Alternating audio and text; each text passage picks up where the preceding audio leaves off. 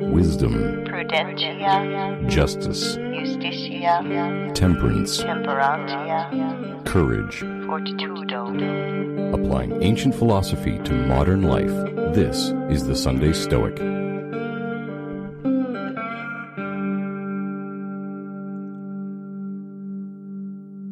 Welcome to the Sunday Stoic Podcast. This is Steve coming to you from beautiful Conway, Arkansas. And I'm actually here at the University of Central Arkansas, which is my employer, and also the employer of today's guest, Dr. Benjamin Ryder, an associate professor in the Philosophy and Religion Department. I don't even know the titles of the departments in our own university sometimes. Welcome to the podcast. Thank you. Thanks for having me. And could you tell us just a little bit about your background? Tell us about yourself. Well, I have a PhD from the University of Texas at Austin, specializing in ancient philosophy, Greek and Roman philosophy, and ethics. And I became interested in Greek and Roman philosophy mainly because of just the kind of philosophy that Greek and Roman philosophers do. So I know that you're very interested and your listeners are interested in sort of practical dimensions of philosophical thinking. And that was really what got me into studying Greek and Roman philosophy in the first place. So I specialized that in graduate school and got a job. And so I've been talking about philosophy and philosophy for a living for the past 14 years, I guess. Excellent. How long have you been here at UCA then? This is my just starting my 12th year at UCA. Okay, great. I think we must have started roughly the same time. I started in 11. I was at Hendrix before that, across town, and I came across town. I was just a visiting instructor over there. So, well, here we are. So you have a paper, if I have it written down right. Let's see, Living in Agreement, Stoicism and Daoism on the Sage. Now, these are two very geographically distinct philosophies or worldviews. Could you do, let's start like Google Earth, zoomed way out. Just kind of give us a very zoomed out short summary of these two massive worldviews, and then we'll get into more detail. Well, so Stoicism obviously was founded in Greece in about 300 BC, and then developed through the Greek and Roman world up through about, say, 400 AD. And Daoism was founded in China in somewhere between 500 BC and 300 BC. So it's one of those traditions that developed gradually with a lot of threads sort of weaving together. Even the classic texts like the Tao Te Ching, for instance, probably wasn't composed at one point by one person. It was probably collected over a long period of time by different people contributing to the ideas. So really, when they coalesced as something like a unified discipline, it was about the same time, probably around 300 BC. And then, of course, just like Stoicism in the Greek and Roman world, Daoism continued to develop over the course of the following centuries in lots of different versions. There's even today sort of more religious versions of it, more philosophical versions. So it's interesting. They have very kind of similar history in that sense. You know, they're rooted in their cultural traditions, but also very dynamic, developing schools over the course of their existence. So that was one of the things that made it difficult to compare them. Is like, well, what are you comparing, right? Comparing two different traditions that developed in lots of different ways by different people over the course of a long period of time. And if you're trying to write a 30-page paper on that, that's pretty challenging. Trying to find the parameters which to compare. Yeah, that could be difficult. Right.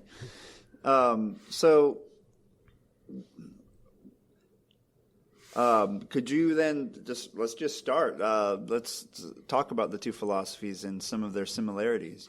Well, what got me into it, thinking about writing this paper, was I teach a class here at UCA called Philosophy for Living. Okay. So that was the title. I've seen it on the books. I thought if I had time, I'd just sneak into that one. Yeah. I take the title pretty seriously. So what I organized it as is basically philosophies for living. Mm-hmm. So looking at traditionally philosophies that are very practically oriented in terms of like, how do you live the best kind of life? How do you, flourish as a human being? How do you deal with the inevitable difficulties and problems that life throws at you, and so on? And so I have, between 6 or 7 different philosophies I talk about, depending on the semester. I switch them up a little bit. But I almost always cover Stoicism and Daoism as among the various philosophies that I discuss, just because they're really great, both in terms of the content, but also they're really fun to talk about with students. Like, students really love talking about it, really love reading the text and stuff. So it always makes for great classes.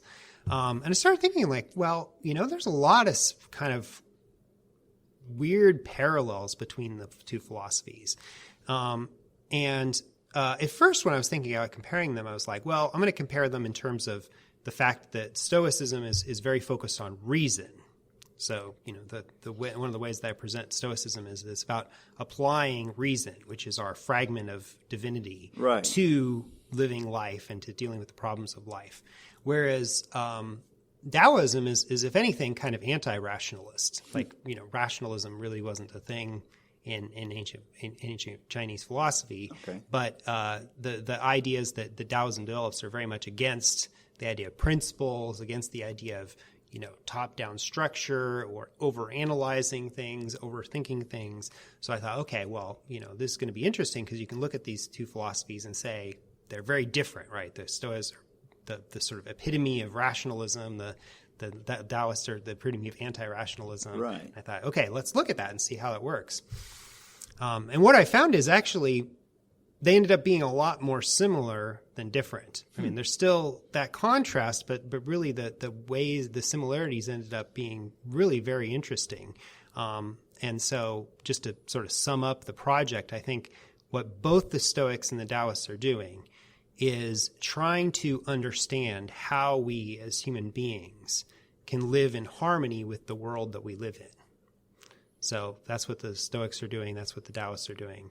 And they take different approaches to that problem. But I think one of the reasons that both of these philosophies are interesting for us today is this is a huge problem for us now, right? Sure. We live in the world. How do we not destroy it? How do we not, we're trying to maintain our own calm and cool and also, not pollute ourselves into oblivion. Yeah, right. So we need to be able to live in agreement with nature, which was the goal of Stoicism. And it's really, something we need to think about of how to do that. And I think both these philosophies were thinking about that question of how to live in agreement with the world we live in and to, contribute positively to the world. That's one of the ways that I kind of talk about it in my class. And so it's interesting to sort of see what kind of ideas they have about that. Sure. Now, obviously Stoicism has this concept of the sage. Mm-hmm. Does Taoism also then have this idea of the supreme wise person in that sense? Right. Yeah. And that's another really important sort of similarity and structural similarity is that both philosophies begin with this idea of taking sort of the perfect wise man as the exemplar. Mm-hmm. So in Stoicism, you have the sage, and especially from the early Stoics, it's like the sage is, perfectly wise. The sage makes no errors. The sage has no mistakes. And so there's this sort of conception of the sage, and then we have to read that back into, well, what do we do as regular people to get there? And that's, of course, part of what makes the Roman Stoics interesting is the Roman Stoics are kind of more interested in that question of like, okay, we're not perfect. Right. How do we deal with us as imperfect people trying to make sense of the world? And then Taoism is the same. So Taoism often talks about the sage. The sage is the one who lives in accordance with the Tao, the way, and so there's a description of the sage, and then the poems are sort of giving ways of trying to conform yourself to that model more effectively. So it's a very similar kind of structure in that way. Yeah, I noticed in your paper there was the Taoism side of things was often the citations were often poetic in nature. Is that how they preserve that written information? Well, particularly the Tao Te Ching is written in the form of poetry, and it's always interesting, like to talk to my students about, like, well, why is the Tao Te Ching in the form of poetry. Because just as a side note, that's always been one of my particular interests in philosophy is the sort of literary dimensions of philosophy. So how does philosophy function as a literary form? And how does the literary character of different philosophers contribute to what they're doing as philosophy? Okay. So in context of something you've talked about, of course, would be something like, Marcus Aurelius, right? So it's a sort of distinctively literary way of doing the things he's doing. He's doing a kind of, meditation, writing these sort of things to himself. But they are poetic in a sense. So, yeah. And it has a dimension of a kind of literary artifice. But that is part of what contributes to its sort of philosophical purpose, the philosophical purpose of sort of self-reflection, self-transformation. And so it's the same thing with the Tao Te Ching. The poetry is part of how it does what it does, and how it operates. And so it's always one of the things I want to try to get my students to see is how that works. Okay, that's interesting. I know there are some. You'll know the author and the works, but there are some Epicurean poems, are there not? I mean, that comes up in the Western world as well. Yeah. Well, that was actually that was what started me down the road of my career path. Is I wrote my bachelor's thesis on De Rerum Natura, which is the Lucretius's On the Nature of Things, which is the poem, Epicurean poem that you're talking about. That's where I started. Okay. That was my first sort of major project, and then my career has been basically exploring those intersections of literature and philosophy and how the literary aspects of philosophy contribute to its philosophical mission and vice versa. Now, one thing I just caught in reading your paper, and this is something that I thought would be worth discussing, and we can go along a number of other avenues as well, but this... something about exceptionalist prescriptions for action being something that both philosophies avoid, right? Right. And sometimes we can think, well, the sage would always do X, or in this situation, the right thing, what is the right thing to do? Is stealing always wrong? Is lying always wrong? These kind of viewpoints. Could you delve into that a little bit further? Right. So, this is the contemporary term for it is called particularism. So particularism is the theory in ethics that basically every kind of ethical decision has to be made with a full awareness of the rich context of the particular situation that you're dealing with. So it's the particulars of this situation that you have to deal with in order to be able to find the right action. Right. And the problem with general prescriptions, like you say, do not kill or do not steal, is that there could be situations in which that actually turns out to be the best thing to do. Right. And so both the Taoists and the Stoics recognize that when you make those kind of general prescriptions, that's not going to take into account all the different kinds of situations that you can get into. The example I hear brought up from time to time is, are you hiding any Jews in your basement? Yeah, exactly. Yeah. Nope, no, I'm not. Right. That's a case of the general prescription, do not lie, turns out to fail. The Stoics actually have some really interesting examples about this. I don't know if you've read them or talked about them, but in Diogenes Laertius gives a summary of Stoic philosophy, and sometimes it's kind of sketchy. It's hard to really follow the details because he's not laying everything out in as much detail as you might like. But one of the things he mentions in passing at one point is that the Stoics say that you would eat human flesh in certain situations. I was like, what? so generally people would say don't eat human flesh. Sure. But the part, that was one of the examples the early Stoics used to show, like, hey, there may be a situation where you just have to. You have to eat human flesh to keep yourself alive. And if you have to do that, then you don't shy from doing it because you're afraid or you're disgusted. Right. Those are irrational emotions. Sure. The rational thing to do is to do what you need to do to promote the preferred indifference in that situation. Right. So we have to use reason to navigate the particulars of the situation we find ourselves in. Yeah, exactly. Yeah. So that's something I find really appealing about Stoicism is that kind of recognition that the complexities of life are going to be hard to figure out, and you have to be able to deal with the particular situation as it is. So Taoism is built on the same basic principle. So the first line of the Tao Te Ching is that the Tao the way that can be expressed in words is not the constant way. That's the way that I translate it. Okay. And what that means is if you can give a way to do something, you say, this is the way to do something, and you write it down and you codify it, then it's going to fail. It's not going to work because every situation is different. Every person is different. Every circumstance is unique. Just like trying to tell a student how to study. Yeah, exactly. Yeah, the example I use in my class when I'm talking about this is, suppose I gave you a guidebook that's like how to be a successful college student. I said, here's your guidebook, right? Starting college. Follow this to the letter. Follow this, follow the rules.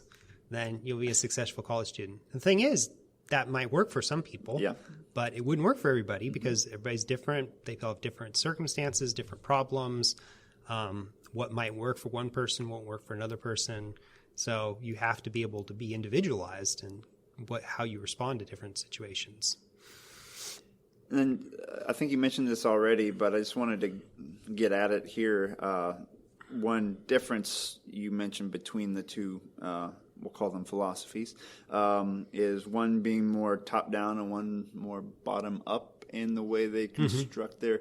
it kind of reminded me of deductive versus inductive reasoning as in the way I try to understand that. But could you explain how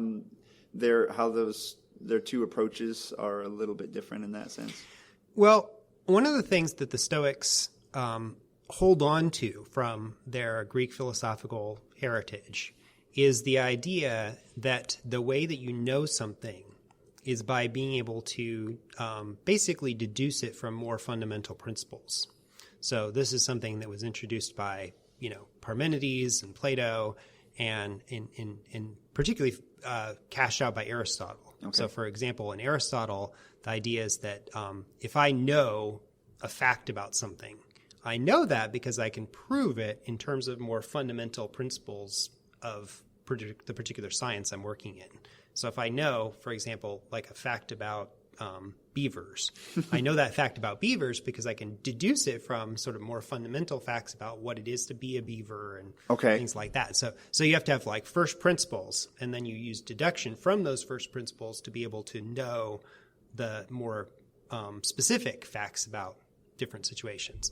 And the Stoics basically adopt that model of reasoning, right? That's how reasoning works. Reasoning works from deduction, from sort of more basic principles.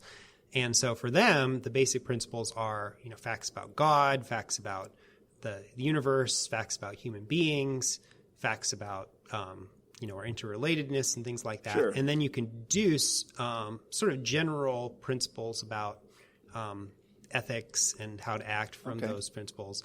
And so being able to deal with a particular situation is about being able to kind of see that situation in terms of the more general principles, and then to recognize how those general principles interact in such a way to be able to give you the answer that you're supposed to deal with in that particular circumstance. Mm-hmm. Now, there had always been in the Stoic school a kind of debate about how that coheres with the idea of there's no exceptionless general principles, right? right. So it's not necessarily that there's no principles at all, right? I wouldn't say exceptionless general principles doesn't mean there's no principles. Right. And this is something Seneca talks about at some length in, I think, letter 95. He kind of goes on about what are the principles? How do they work? How do they relate to particular decisions, particular advice, and so on? And he kind of struggles with that particular issue. Mm-hmm. But that's the model, right? The model is, you have kind of a general understanding, and then that general understanding is what enables a wise person to be able to analyze his particular situation, see what is relevant in that situation, and know what to do. Okay. So taking we are essentially self-conscious parts of the universe, mm-hmm. therefore because we share this, we're all a part of the cosmopolis, and because of that, maybe in this circumstance, I should act for the benefit of my fellow human beings. Exactly. That kind of a way of thinking. Okay. Right, exactly. Yeah, okay. And there's much more detail. I talk sure. in how exactly that works in different circumstances. It's really rather complex. But one of the things I argue is that a lot of Western ethical thinking, so ethical thinking in the sort of European tradition, kind of basically takes on that model. I mean, I would argue that a lot of contemporary philosophers don't realize like how much Stoicism there is in what they do. Like they're kind of just taking for granted a lot of Stoic this ideas. Way of thinking, right? And that's because for so long, through like the early modern period, for instance, like all educated people were just reading Cicero and Seneca just as they're part of their elementary education, right? They right. just read Seneca. And so they'd get to be adults and they'd be doing their own philosophy and science, and they'd be like just steeped in Seneca's ideas and Cicero's ideas. And they didn't even really realize how much Stoicism they were putting into the particular way they thought about things. They do come up, they and other philosophers of that era come up again and again when you read or hear about a lot of historical figures and who was on their nightstand when they died and things. It's like, oh, well, I guess they were reading with this. Except back then it seems in more recent parts of our history, it was more sort of obvious mandatory reading as opposed to Seneca, who the heck is that, which is what you get a lot of times outside of a philosophy department, I'm sure, these days. Yeah. So I guess one of the arguments I made toward the end of my paper is that in the contemporary Western tradition, we've kind of taken on that sort of top-down model of thinking about how to deal with the world, right? So what we need to do is we need to understand the general principles about how the world works, about how animals work, how genes work. Right. And once we understand all that, then we can control it. So we can have the sort of broad general understanding to be able to shape our world in such a way that's beneficial to us and that, maintains sustainability over the long term and so on. I'm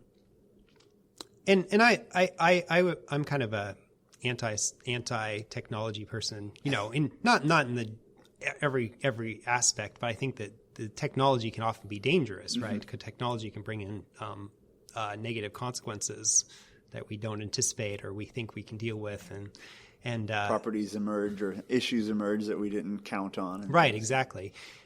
So by contrast, the Taoist way of thinking about our interaction with the world around us is what I call bottom up. And what that means is that the fundamental basis of our sort of grasping of the world is through immediate experience. Okay. So you experience something most directly and most, say, accurately through just feeling it. Okay. And then what we do is, as human beings, we like to apply sort of general categories to try to make sense of the things we're saying. So we take the raw data of experience and we break it up into, like, there's these things. So I say, this is a chair, and this is a table, and this is a bird, and this is a cheetah, right? So I'm breaking down all the different things in the world and giving them names. And that's a very useful thing to do. And the Taoists wouldn't deny that it's useful to be able to apply names to things, but then the name makes us feel like we understand it, right? So you say, oh, that's a cheetah. So, like, I understand the cheetah. No, I don't understand the cheetah. Like, that's just a name. It's just a word. Okay. And so really to understand the cheetah is you have to understand sort of everything about its life and its history and what it's doing. But more than that, it's not just like cheetahs as a species. Each individual cheetah has its own sort of life history and life experience and interconnections and so on. And so things really, if they're going to be understood most fully, must be understood as individuals. And so there's a term in Daoism called Wu Zhi. So Wu Zhi, it's Wuzhi. And it means no knowing. No knowing. No knowing, or without knowing. Okay. And so you often see in the Tao Te Ching is like knowing is described in a bad way, right? Knowing something is bad because knowing just means you applied a concept to it and you think you understand it. So I said, I know Steve, right? Steve, I can label you, I can give you a title, and then it makes me feel like I know you. But I don't really know you, right? I don't know you as a particular individual in your individual uniqueness. Sure.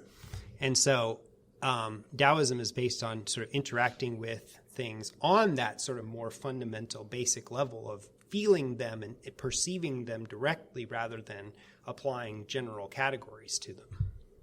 So, a dichotomy here in the way we start trying to understand the world in which we live. But you say they arrive at some similar conclusions, even though they start from different places. Right. So one of the sort of striking things that you see in both philosophies is a warning against trying to control things. So in Stoicism, as I'm sure you've discussed many times, there's this idea that like you can't try to control your external circumstances. You can't kind of try to control things that aren't up to you. Right. So simple example is like you're trying to have a picnic, it's raining, right? Well, you can't make it not rain. Grr. You just got to adapt. You got to adapt to the circumstances that the world is throwing at you. And if it rains, then, maybe go somewhere that has a roof or have a picnic inside and whatever you need to do. The obstacle becomes the way, or the right. This is a problem. What can I do to achieve my goal by changing my behavior in this case? Yeah. And so it's this idea that you have to sort of figure out what you can do in terms of your limited power and your limited reach to be able to affect things positively. And it may be that that's actually, rather narrow, right? Sure. We're limited human beings. We're not that powerful. Right. There's not really that much that each of us individually can do to really change the way the world works or way society works. And I often think about this in terms of a question sometimes my students will ask me of, like, why didn't more Stoics more vehemently protest slavery in the ancient world? Yeah, I've thought of that. Yeah. So here you have something that's clearly unjust, and there were philosophers who recognized that it was unjust. They recognized that it didn't make any sense that people were treated as property, that they were abused, and all the other bad things that happened. Another example is the treatment of women. Right, there were documented Stoics that recognized like how irrational and unjust was the treatment of women. Yeah. So why didn't they do something about it, right? Why didn't they advocate to change? Why didn't they try to abolish slavery or pass the equal rights law in ancient Rome? And my answer to that is that, philosophers like Seneca and Epictetus, they realize that there's only so much they can do, right? They can't make the emperor, change policies or make the society think differently. All they can do, from the perspective of Seneca or Epictetus or others, is try to change things a little bit by the people that they interact with, right? So the students that come to Epictetus' schools, he can teach them, he can help them to think better, he can help them to, approach their lives more rationally. Kind of a ripple effect. It's making a difference. It's making a ripple effect, but it's not, dramatic revolutionary change, but maybe dramatic revolutionary change really just doesn't work as well as we like to believe it does in our modern society. Yeah, we like to tell ourselves it does, but I don't know how much evidence we have. Do you see at all, this is something I've been talking about or thinking about, do you see much in terms of like we have all these individual Stoics. Did you ever see a couple of Stoics get together and push towards a goal of some kind, some sort of collective Stoic action at all in the ancient world? Well, I think that the best example you can think of is the actions of Stoics or Stoically influenced people during the sort of Civil War period in the late Republican period, leading up to like Julius Caesar, for instance. Okay. So, for example, Cato the Younger is a famous sort of Stoic hero because he stood up to Julius Caesar and then eventually even committed suicide to prevent Caesar from using him as a, trophy in his triumphal parade and stuff like that. So I think there's several sort of Stoics and several Stoically influenced figures who participated in that. Cicero is another example, even though he didn't classify himself as a Stoic. I think he was often, sympathetic to a lot of Stoic ideas, and he also was opposing the sort of march toward authoritarianism that was occurring in that period. So that's a period where you can actually see people who either identify with Stoicism or were strongly influenced by Stoicism actually engaging in political action. Not just sitting on their hands. Yeah. And then the Taoists, then, do they, so is there anything in there about, I don't know, I'm not as familiar with Chinese philosophy and history, but did they have anything like the slavery we saw in Rome, or mention anything about the treatment of women in their philosophy? Right. Well, the role of the feminine is actually a really important theme in Taoist philosophy, and this goes in with the general theme of control, right? So one of the things that's a recurring theme in the Tao Te Ching is that do not try to control the world. Mm-hmm. So there's a poem, and my favorite translation, I think it's poem 29. It says, "Those who try to control the world fail. Those who grasp lose." and the idea there is that when you try to control things, it's because you're imposing a kind of idea about how you want things to be. Right. So I want things to be this way. I want my child to grow up to be a doctor. Right? So I've got my plan for what I want my child to do. And so I try to impose that plan upon them. But because they're independent individuals, right, they have their own ideas about what they want to do in their own life and their own hopes and dreams and stuff like that. They don't react well to that, right? They rebel against you. They, resist. I try to just get my son to quit singing the same song over and over again. And that fails miserably. Yeah, exactly. And so there's this idea then, going back to the masculine and the feminine, is one of the other poems says, understand the masculine, but keep to the feminine.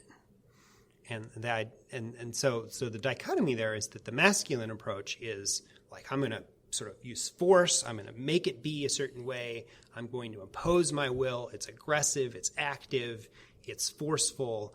But the feminine approach is rather just sort of nurturing and letting things be and being able to be accommodating and compromising and cooperative in the way that you deal with problems and the way you deal with conflict. And so that's what the Tao Te Ching is often pushing, is that sort of more feminine approach to dealing with problems, to dealing with, government, to dealing with, all sorts of different kinds of things, because that's what enables people to basically support each other in achieving their highest potential, rather than trying to impose upon each other their sort of their own worldviews, their own ideas. So we see that idea of control then being one of the major uniting characteristics of these two philosophies, both starting from very different beginning points in terms of the way they look at the world, but coming to the similar conclusions. Yeah, it's interesting. Just in terms of contemporary events, they've been talking on the news about the protests in Hong Kong. Yes, and the slogan of the protests in Hong Kong is "Be like water," and that's from Tao Te Ching, poem 8. So poem 8 in Tao Te Ching says, "Best to be like water, which nurtures the 10,000 things and does not contend." And so the idea there is that water just flows, finds this sort of path of least resistance, but it's also persistent. It's always going to sort of find a way. It's always going to keep moving. And eventually it'll wear away the stones of resistance. Like the stones of resistance get worn away, they get smoothed because the water just continues to flow. And that's what the protesters in Hong Kong have been trying to do, is just keep going, keep wearing away, keep persisting. If they get stopped in one area, they flow somewhere else. Which, once again, not as fast as revolutionary change, but very well could be more effective in the long run, right? Right. Yeah, and I would say a lot of changes that have happened over the course of history happen that way, right? It's this slow, people working away gradually over a long period of time, and eventually things change. It's like the ripples you said, right? Right. The ripples of Epictetus' teachings or Seneca's letters.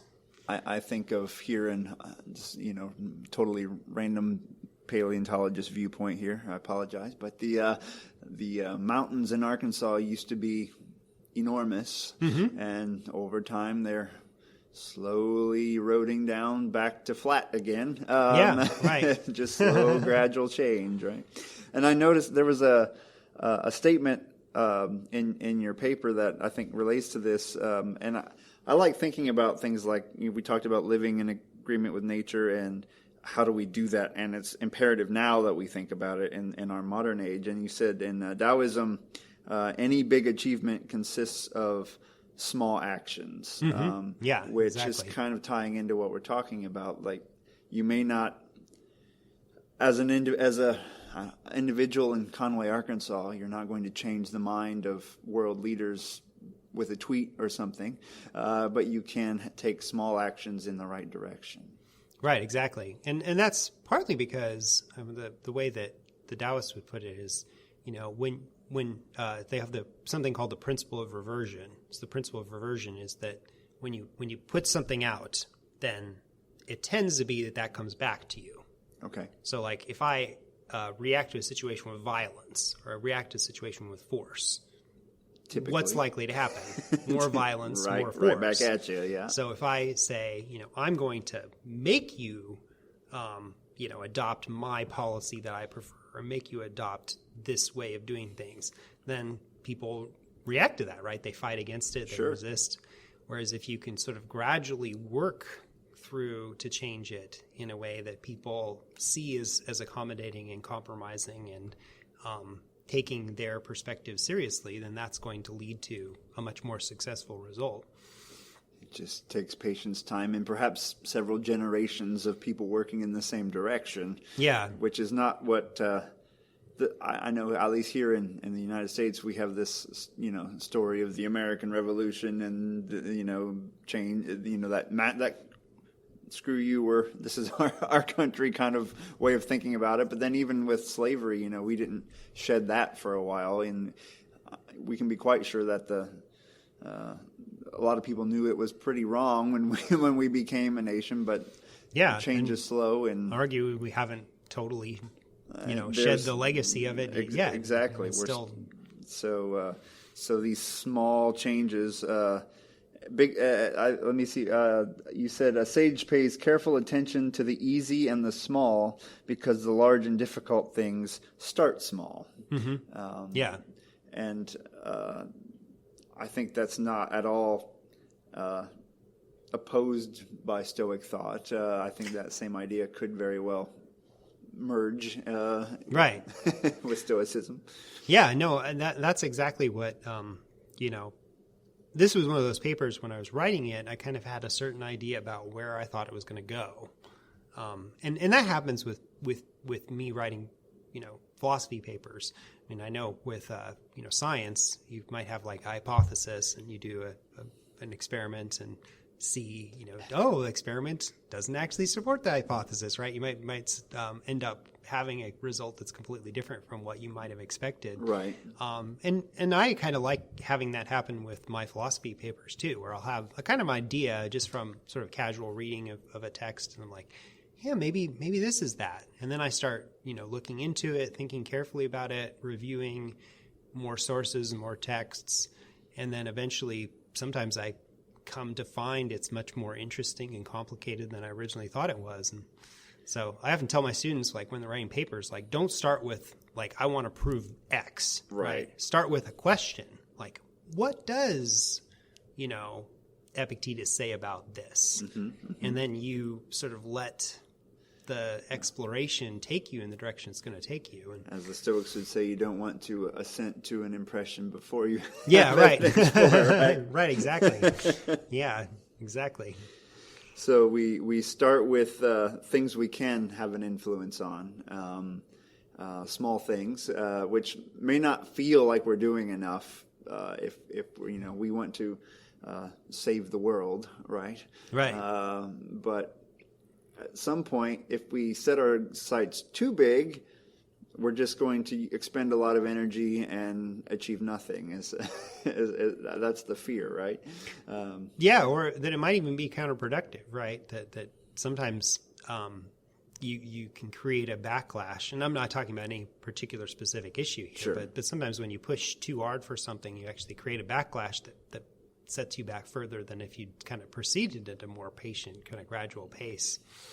Yeah. But at the same time, I mean, you have to realize that I think both of these schools would recognize that just sometimes the world's just going to smack us down, right? Right. So you might go, well, we've got to act quickly to avoid this catastrophe. Sure. But catastrophe is going to happen, right? That's part of the way the world is built. And just got to the modern era deal with it when it comes. The hard decisions we face now are some of the catastrophes may well be caused by us, and so we technically could avert them if enough of us would change our actions ahead of time, and then trying to figure out how to use philosophy to approach that is well above my pay grade, but worth talking about. Right. Yeah, this is a bit more speculative on my part, but the Stoics believe that the world is providentially ordered, right? Mm-hmm. Everything's sort of organized for the best, and that there's sort of a divine plan behind it all. Right.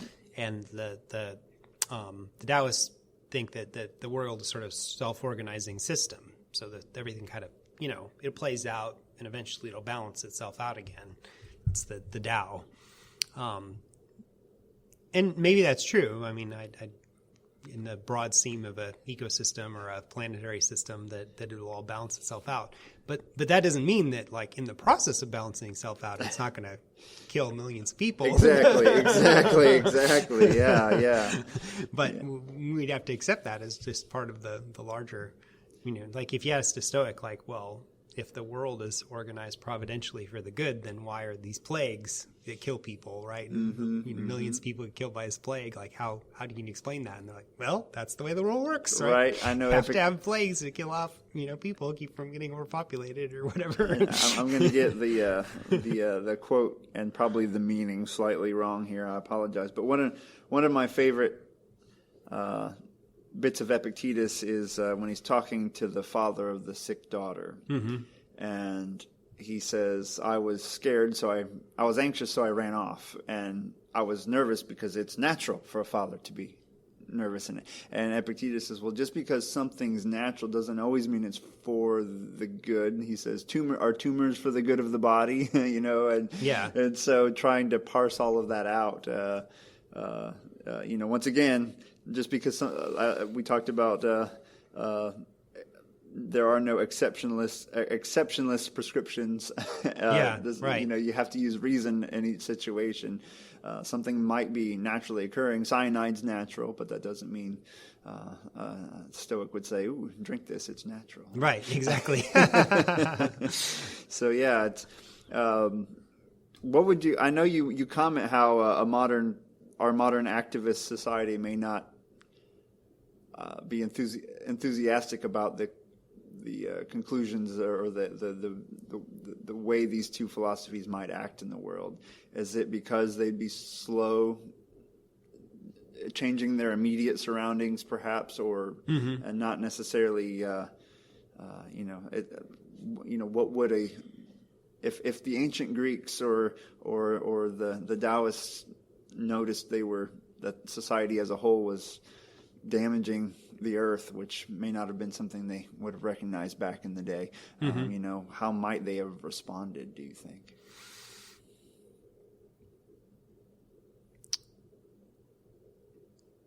I guess that's part of the question I'm trying to pose through writing the paper. Mm-hmm. I mean, and one of the things I wanted to do at the end of the paper was to kind of ask that question. I was like, okay, well, we have these different perspectives about how we can live in agreement with the world. Mm-hmm. And I think both of them have something to offer. I mean, there's a lot of, great ideas and thoughts in Stoicism, and there's a lot of great ideas in Daoism. but we're dealing with a kind of different scale of problem today in Right, terms of how right. that plays out. And so I really don't know the answer, right? What do we do? I wish I knew. Right. I guess part of what I do is I just try to, following my sort of Stoic and Taoist roots, try to influence people individually and change minds and get people to think about things and recognize problems and sort of try to work from the bottom up with lots of little steps. And sometimes I, question myself like, well, maybe I should be spending more time, getting involved in politics or, working for something. But I think the idea that, okay, we have all these problems. And so all we have to do to solve the problems is we just have to elect the right president. Right. Right. So we get the right person president, and then all will be well. They'll just go and wave their magic wand, and all of a sudden we'll have all these problems in our society solved, and everything will be great. And you could see that basically probably the last couple presidents we've had, right? Right. That's been the thought. Both Barack Obama and I think Donald Trump are sort of inspired people in the terms of they're going to go in there and they're going to change everything. House, they're fix it all. Yeah, they're going to solve all the problems, hope and change, or make America drain great, the swamp, whatever. Yeah. and the fact is just that doesn't how things work, right? One person exercising power. Usually tends to make things worse, right? That's like Vladimir Putin or right. That often is the case. Yeah. So really, if we're going to get around solving a lot of these problems, we've got to do it together. We've got to do it collaboratively. We've got to do it from the ground up.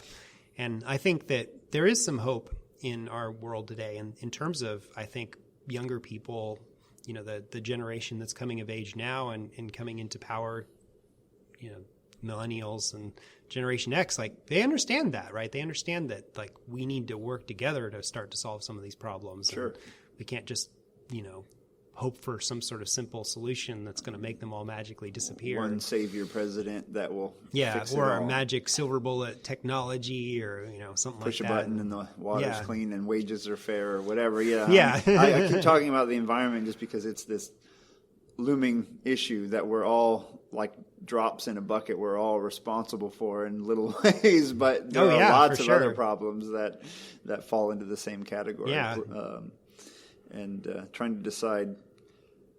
Trying to pursue things in a rational way or in a way that, if we are going to maintain equanimity and just saying, well, I'm not going to be happy until the climate's fixed and I'm going to pursue it at all costs. Mm-hmm. You yourself as an individual may have some impact, but you may also lose your guiding principles or your happiness in the process. And so, and I think it's worth comparing to the kind of situation that, say, Seneca was dealing with, right? So Seneca is working complicated figure, tutor and advisor to Emperor Nero, and trying to navigate that responsibility and all the politics involved in the Roman court at that time. Right. And then eventually he got it, forced to commit suicide by Nero. So he did okay financially for a while, right? Yeah. He did all right. But then it's and now time to go. Yeah. Life was a little different back then. I try to compare it we kind of have exile today. We're almost exiling ourselves, just thinking about Seneca, just sometimes we become too locked into digital communication and things and have fewer and fewer social contacts. But Seneca was exiled, was it 2 times? And then he's brought back, and then next thing you know, he's tutor to Nero, and then at the end, I don't know. It has nothing to do with Daoism or whatever, but the ups and downs of life for some of these individuals was pretty remarkable. Right. But I guess that from the point of view of, having a sort of broader perspective on the world, there's always been difficult, challenging times that people have to deal with. And, we have a difficult, challenging time now, but sure.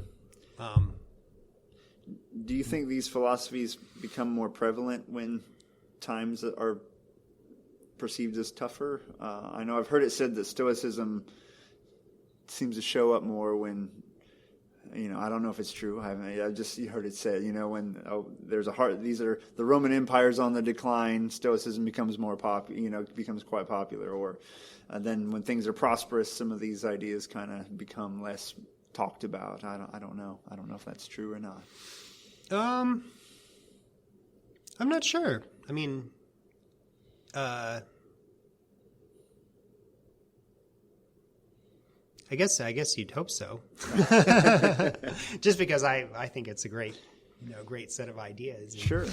I think one of the interesting things that happened in the Greek and Roman world is that there was kind of this transition from thinking about philosophy as being possibly like something that you could use as the fundamental guide to your life. Mm-hmm. And then, like with the rise of Christianity, for instance, I think there came to be the idea that like you needed to sort of get that from religion rather than from philosophy. Right. In the Roman world, they had obviously religion and rituals and things, but it's hard to understand, the difference between the average person and the richer people and everything. But was morality tied into the religion quite a bit, or did they get it more from philosophy? There was definitely morality tied into the religion, but I think that for the most part, Greek and Roman religious traditions were kind of open-ended, right? Mm-hmm. So I'm not an expert on Greek religion, but one of the things I tell my students about, like thinking about Greek religion and in context of the development of philosophy, is that there wasn't like a Bible, right? There's no Bible of Greek religion. There's a lot of like texts that people would read as being important sources of information, like Hesiod or even Homer. Mm-hmm. But it's not like, there's an orthodoxy of like, this is the way you're supposed to like think about the gods, and this is what you're supposed to do, and like the whole idea of there being a kind of set of doctrines and a sort of right way of thinking, like that wasn't really something that quite developed yet. And so you could think about philosophy and think philosophically about things within the context of that very flexibly. So just as an example, like the Stoics didn't deny the existence of Greek and Roman gods. Right. They just interpreted them differently. Sure. Right. So the Zeus is the sort of world spirit that animates the world, but then there's other gods too, and their intelligences. And right. So, yeah. So you still have the Greek and Roman gods, but it's just presented differently. Yeah. Yeah, it's just interpreted through the lens of the Stoic metaphysics. And so there was that kind of flexibility about it, that it could kind of accommodate a lot of different philosophical points of views. And then the thing about Christianity, and from what I've read, is that it's sort of presented as like, well, this is the true way. Right. And then any way that differs from this way of thinking or this way of, conceiving of your life and its purposes is heretical. And mm-hmm. And no one expects the Spanish Inquisition, etc. Yeah. One thing I don't mean to derail our train too far here, but I grew up, I've said on the podcast before, I grew up a good altar boy in the Catholic Church and all that, but when I was a wee lad. But one thing the one thing I really liked in church was when they would talk less about the ways of heaven or how to get to heaven, and instead they would spend a little time talking about how to act here on earth. Mm-hmm. And that's like what Stoicism is in many ways. So I've really, that's what I craved, and you got a big book of, Seneca or Epictetus there, and a lot of it is how to think about things, how to interact with others, how to let loose of some of your possessions and focus more on your character and things of that nature, which I don't know as much about Daoism, And also, now help me out, Daoism, often spelled with a T. Is that correct? Do you see, is Taoism and Daoism the same thing, or are they different things? Yeah, so it's actually kind of funny because in the older system for transliterating Chinese characters into Latin characters, it's called the Wade-Giles system. And in the Wade-Giles system, the T is pronounced as a D. Okay. So you'd spell the word Dao. So Dao is a common word in Chinese philosophy. It's the way, then the different philosophies kind of debate about, well, what is the way? Right? Okay. How do we think about the way? And the way that was spelled in the old system is Tao. Mm-hmm. But it's still pronounced Dao because the T is pronounced as a D. I don't know why.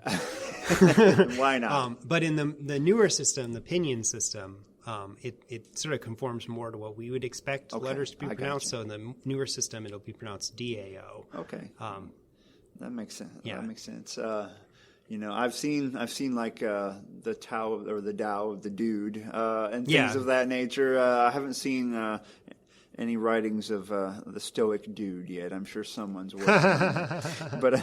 But is there anything else you'd like to add about these two different philosophies? Well, we covered quite a lot. I guess, I just always want to encourage people to just read more and expose yourself to different ideas.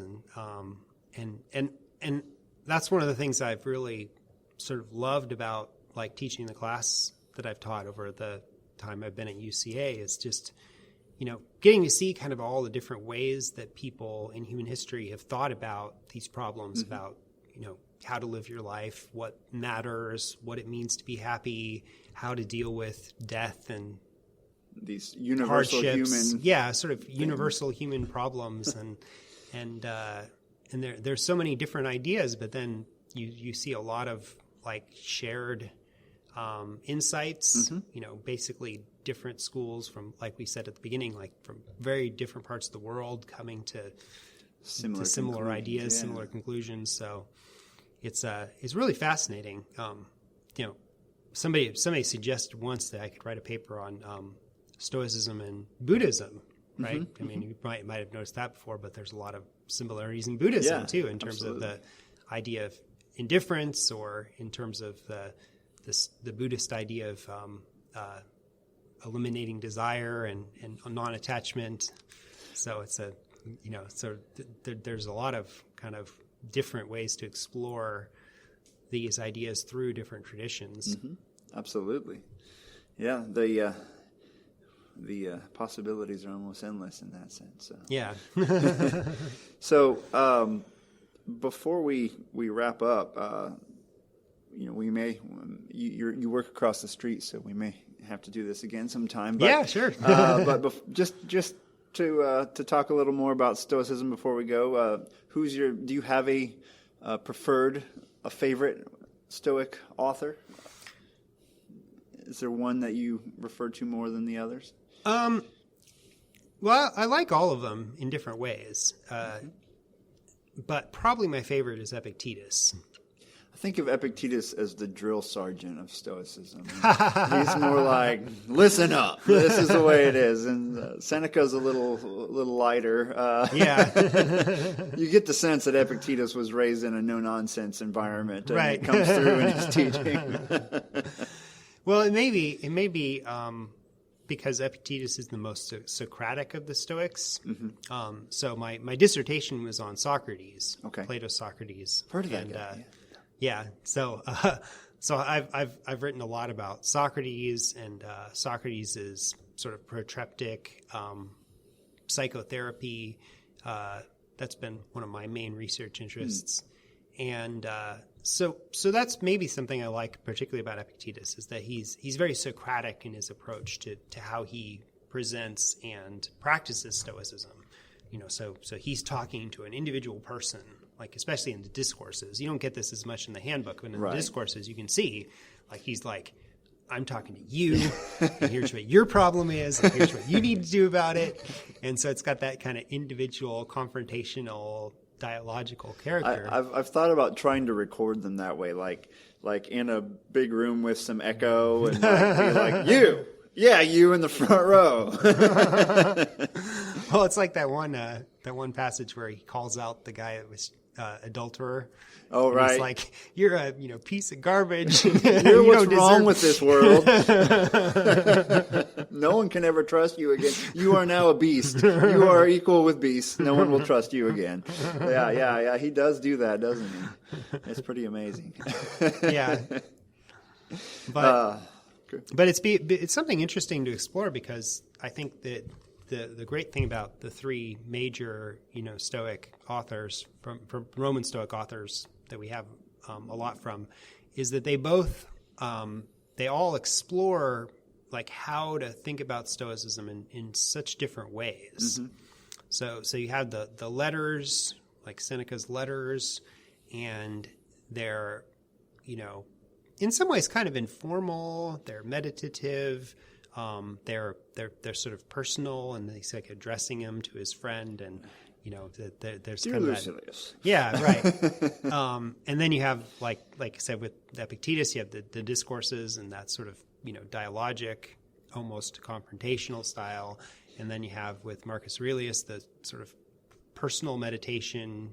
Not sort of really meant writing for others to yourself. To see. Yeah, I mean, I almost wish they'd start publishing it with to himself as the title. Right. Was that the classical original title? Yeah, that was the classical title. Mm-hmm. Because it really helps you to see it. It's like, okay, he's writing to himself. Mm-hmm. He had a bad day. Someone was a jerk, so he's writing to himself, like, and he's pulling from his teachings and right. trying to he's remind himself, "Don't get mad, do this. Don't get mad, do this." Right. One of my favorite ones, you probably know this one, is where he's like, if somebody annoys you, remember, within a short time, both you and he will be dead. And it won't matter at all. Not going to matter when you're both dead. Yeah. Here's something you might be able to relate to. I've often wondered. I thought this would probably get me in trouble if. You know how when we write turn in our binders for promotion, we have to have a teaching philosophy. I'm like, what would a Stoic inspired teaching philosophy look like? I will do my utmost to teach my students well, but whether they learn the material or not is an indifferent. Like that would probably not make a lot of people happy if I phrased it in that way. But it's true though. Just speaking personally, like that's actually a lesson I had to learn, because when I first started teaching, I really take it personally when students would be disengaged, right, or if they weren't doing well. You are right. It is true. Or like if they weren't attending class regularly, and I'd be like, oh, what can I do? Like, and you can't give up. You can't just say, I'm not going to do anything for this person if they're not going to do it. But at the same time, like you can't totally blame yourself. Like you can't put all of it on yourself and say, like, oh, I failed this student. Right. There are times when you can learn from it and become better. If you can determine that, hey, some of this was on me. Right. But at some point, it's not all on you. Right. Yeah, it could be like, as I've learned sometimes retrospectively, like it could be because, so-and-so's girlfriend dumped him, sure, or because he's having a hard time with his home life, or she's working a job that requires her to work obscene hours. And I've often tried to think of, in chapter 2 of the Meditations, when he starts off with that, today I shall meet with the ungrateful. The reminding him is like, what would that look like for the first day of class? Today, I shall see the brand new freshmen who know not what college is and how to be prepared for it, and it's my job to work with them and not be swept along emotionally when they don't get it the first time around. Right. Yeah. Yeah. It's amazing how you can apply though the problems of an emperor to everything. Right. Well, and on the positive side of that, there's also the frequent reminders that Marcus Aurelius gives to himself, like, remember, like, these are your fellow human beings. Absolutely. They're your kin. It's not all just grumpy, I don't want to get out of bed. It's also, there's nobleness there. You're doing this for real, just like being a teacher. Yeah, that's all the stuff you complain about, but think about what you're doing, the amazing opportunity and duty you have to be a good instructor, because you're making knowledge accessible to all of these people, and that's quite an awesome duty to have. Yeah. So we can't lose sight. Thinking about what you can control and what you can do, and like we've been talking about. Yeah. Well, Dr. Benjamin Ryder, thank you for joining the podcast once again. Thanks for having me. Yeah, and come by anytime. Okay. All right. We'll do it again sometime. Thanks. Carpe diem.